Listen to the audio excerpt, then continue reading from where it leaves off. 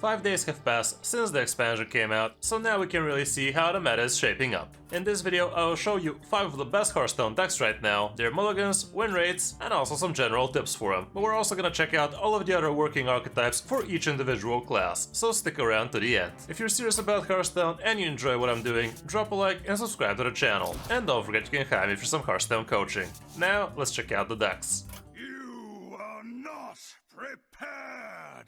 The first deck on the list is actually gonna be the one that I kinda created, Mech Rogue. And this is by far the most popular deck out there right now, with a very huge win rate as well. The deck is super overwhelming, and its only real counter right now would be Control Priest, or other Mech Rogues as long as you're starting second. With this deck, as soon as you stick a mech on the board and the opponent can't actually remove it, things get pretty interesting pretty fast. You have a lot of sticky 1-drop minions that give you a lot of extra value, we have Inventomatic that makes Magnetize even stronger, and we obviously also have things like Lab Constructor, which is arguably the best card in the deck. Mimran the Mastermind also helps you with extra gadgets. The Coppertail is super cool because it gives you extra coins, so you can pull out things even faster, and if you magnetize this and actually give it Wind Fury as well, it becomes really brutal really fast. We also have the Titan in the end, which is definitely pretty cool, but you can check the deck out without it if you still haven't opened it. Zilliax is also pretty nice in the deck, but you can definitely consider swapping it out if you want to be putting something else. Matchup wise, we actually can see Pure Paladin is also not a great matchup for you, and same goes for Outcast Demon Hunter. But like I said, Control Priest is the true counter to this deck, because there's just too much removal in that one. Rainbow Mage is also 50-50 with it, but the rest is pretty favored most of the time. For the mulligan, here's what the stats show. You obviously want a good 1-drop. Mimran can be pretty good, especially when going first, and you could tempo it out as soon as turn 2 if you have the frequency guy. Coppertail Snoot is pretty nice. Serrated Bone Spike,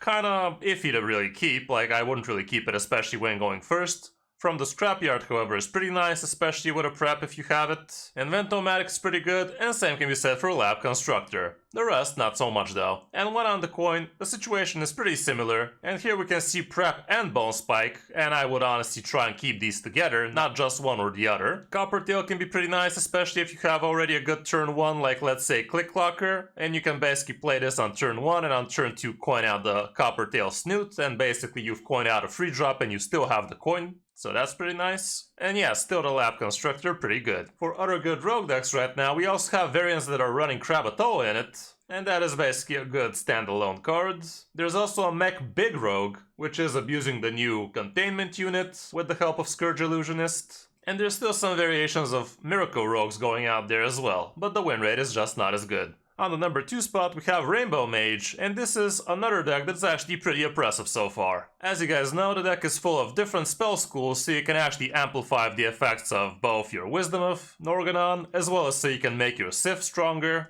And we also have a couple of elemental inspirations in this one, even though a lot of decks actually opt to cut it out. We're running the new Titan in here, and it's actually pretty weird that this is the most popular deck with a good win rate, because it's actually missing Lady Najjar, which I do believe allows the deck to do a lot better. We also have a couple of Inquisitive creations, and that gives you a lot of good AoE. Reverberation can be used in different ways, including on your own Titan, and that way you get to use 2 skills at the same time. You could also use it on your own Sif, and that way you get even more spell power. But you can also obviously use it for the opponents. Matchup wise, here's what the stats show so far, and things like Blood Death Knight are not gonna be too good for you, and also both Hunters seems to be stronger. But the rest is pretty decent, including Mech Rogue. As for the mulligan, here's what the stats show here. You want your Arcane Worm when going first, with Cold Case, Prismatic Elemental's pretty nice, as well as the weapon. The Inquisitive creation is also pretty decent because it basically resets the board in your favor. Infinitize the Maxitude, I guess it's also nice because it can give you some different school spells. Depending on the matchup, Star Power might be good, like, let's say if you're facing a rogue, it might be pretty powerful. And the Molten Rune, I guess it also gives you some extra stuff, so sure, why not? And when going second, here's what it shows, and it's basically the same thing, but here even things like Reverberations might make enough sense, so keep that in mind.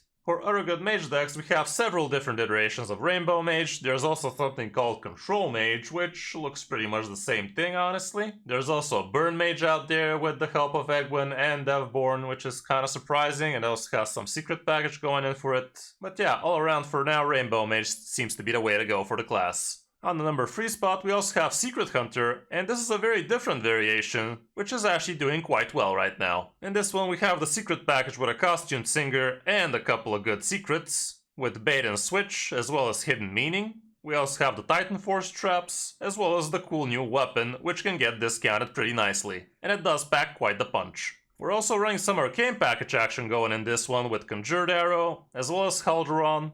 We also have Star Power, Twin Bolt Terracoil can also be pretty interesting, and you can use this in all sorts of different ways, let's say for double up Star Power if the board is pretty bad, or maybe a doubled up Forged Titan Force trap, and so on and so forth. You're also running a single copy of Virgin Spines, and this can be extremely powerful with the help of Star Power, let's say, or even with just Ricochet Shot, which is also gonna be pretty mean. And we're also running the Titan. The Eversong Portal can also be pretty nice because it's a 4-mana 4/4 rush at worst, and it can be a lot more at best, because you do have capabilities to improve this with, let's say, Halderon, or even with your Arcane Quiver. Matchup wise, here's what the stats show for this one, and Thaddeus Warlock and the other hunters might be a problem, but the rest looks good. As for the mulligan, going first, you want your Costume Singer obviously, Trinket Tracker is not bad, Halderon is pretty important as well I'd say, Titan Force Trap is pretty nice, and if you don't have the Titan Forced or your Costume Singer, you might even consider keeping something like Hidden Meaning. When on the coin, it's basically the same thing, but you can also consider some reactive things like, let's say, Ricochet Shot. We also have Hound Hunter doing extremely well as well, and we're also including some new cards in this one with Always Bigger Germonger, obviously the Titan, and there's also Prison of Yag in this one, but I honestly would swap this card in a heartbeat for something like Finley, because I do believe Finley is far more important than random BS like this one. We also have the Titan Force traps in here, and we're still running one copy of Zombies, but you can honestly swap this out for something more interesting like even Freezing Trap, or the Bait and Switch, or even the 4/2 Panther, but it kinda comes down to what your preference is. There's also no Queen Ashara in this one, which was also pretty cool because that was like a secondary win con for you, with which you could have repeated things like Stranglethorn Heart for instance with the Ring of Tides. But yeah, the rest is basically same old Hound Hunter. For the matchups, here's what it looks like, and the rogues are not gonna be good for you, and same goes for Thaddeus Warlock, but the rest looks pretty nice, so you got that going for you. Mulligan wise, here's what it looks like going first. You obviously want your Costume Singer. If you already have some curve going, pause it can be interesting. Arelon is not horrible again if you have a curve going. If you don't have another 1-drop, the Torn Mantle Musician is nice. And if you don't have your Costume Singer, you can also consider keeping a secret like either Zombies or the other one.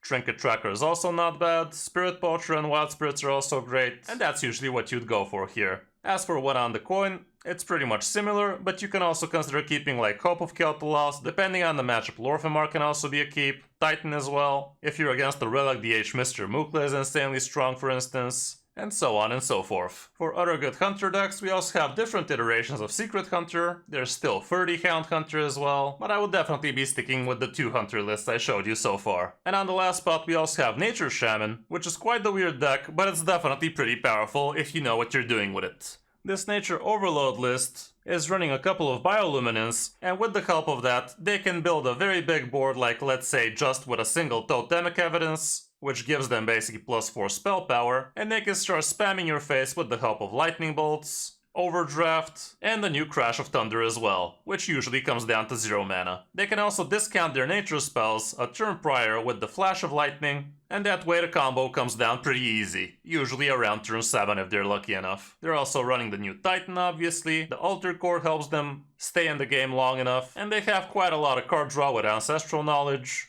as well as with the Titan. Matchup wise, there's not that much stats for this one, and same can be said for the mulligan, so I can't really help you too much with this one because I haven't really played the deck myself, but this is what the very limited stats show for going first, and this is what it shows for going second, but like I said, it's really not populated enough to really make a good guess. For other good Shaman decks, we also have quite a few different iterations of this one.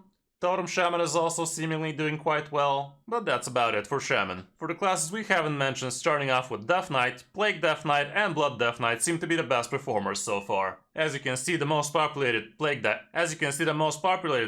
Knight list is looking quite mediocre at maybe the bottom of tier 2, and Blood DK is also not that amazing, but it's still pretty decent I guess. With Demon Hunter we have Outcast Demon Hunter with a very small sample size, Relic Demon Hunter has quite the big one with a decent win rate as well, and that's about it for the class. With Druid, the only good list right now would be the Drum Druid I showed you, and that definitely felt pretty good, but the rest are not really doing as amazing as expected. With Paladins, we have Pure Paladin sitting at the top, Mech Paladin is also okay, but it's not the powerhouse I actually thought it would be. And the new Urvern Paladin is absolute trash it seems. With Priest, we have Undead Shadow Priest with the Titan included, and everything else pretty much the same. Control Priest is also sadly quite powerful right now, so you can see quite a few of those out there as well, but the Automation Priest is actually not amazing. For Warlock we have both Curse Warlock and Thaddeus Warlock doing quite well. Apparently also Imp Curse Warlock is doing somewhat fine with the Fatigue package, but that's about it for Warlock too.